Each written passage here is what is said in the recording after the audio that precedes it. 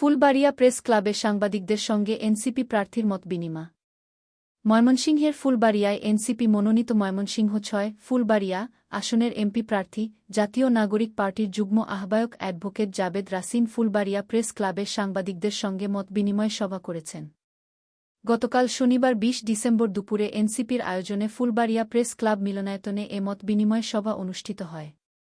মতবিনিময়কালে তিনি ফুলবাড়িয়ার উন্নয়ন ও অর্থনৈতিক স্থিতিশীলতা নিশ্চিত করতে ১০ দফা পরিকল্পনা তুলে ধরেন।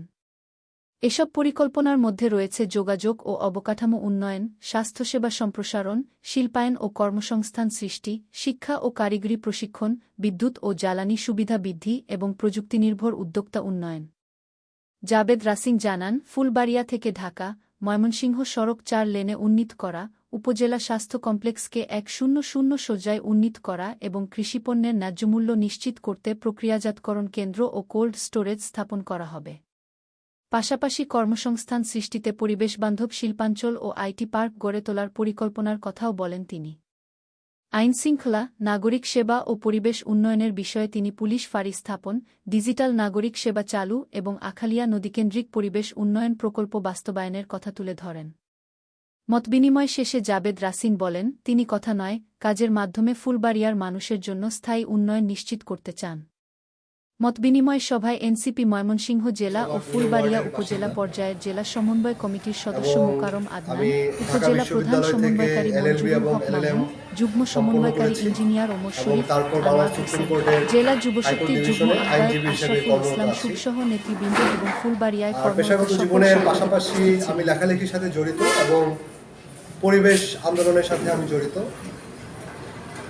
আর গত ৫ই আগস্টের পর, গণঅভ্যুত্থানের পর জাতীয় নাগরিক কমিটি যখন প্রথম গঠিত হয়, যার লক্ষ্য ছিল, যেহেতু ছাত্র জনতার অভ্যুত্থান আমরা এটা বলছি, ছাত্ররা বৈষম্য বিরোধী ছাত্র আন্দোলনের ব্যানারে এটা নেতৃত্ব দিয়েছে।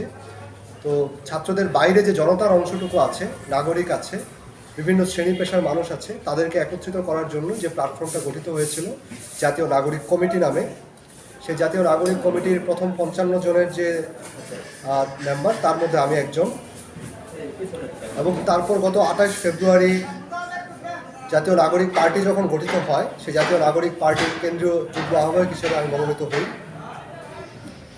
এরপর আমি জাতীয় নাগরিক পার্টির গঠনতন্ত্র বিষয়ক প্রণয়ন যে কমিটি, সেই কমিটির প্রধান হিসেবে জাতীয় নাগরিক পার্টির গঠনতন্ত্র প্রণয়নে অগ্রণী ভূমিকা পালন করি। আর এরপর একই সাথে সংস্কার বিষয়ক সমন্বয় কমিটিতে আমি একজন সদস্য হিসেবে সংস্কার বিষয়ক যে আমাদের জাতীয় ঐকমত্য কমিশন গঠিত হয়েছিল, সেই জাতীয় ঐকমত্য কমিশনে আমি আমার দলের প্রতিনিধিত্ব করি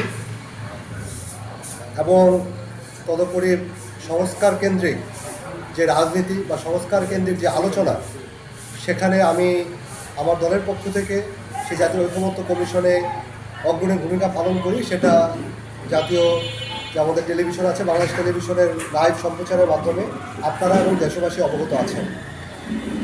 এর পাশাপাশি আমি জাতীয় নাগরিক পার্টির শিল্প ও বাণিজ্য সেলের প্রধান হিসেবে এখন দায়িত্ব পালন করছি।